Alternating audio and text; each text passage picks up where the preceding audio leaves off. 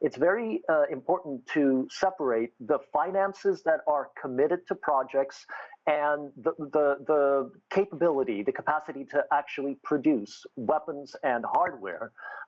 Europe doesn't have that capacity, certainly not to ramp up the production of weapons nearly as fast as it thinks it can. Now, if the resources are dedicated to that, the Europeans can do an enormous amount. They have a very highly educated population and all of the technology that they need, but this is a very long-term process and a very long-term investment, and the money's not going to come out of thin air. It will end up cutting into social budgets. Of course, it will be painful, and social budgets will have to be cut.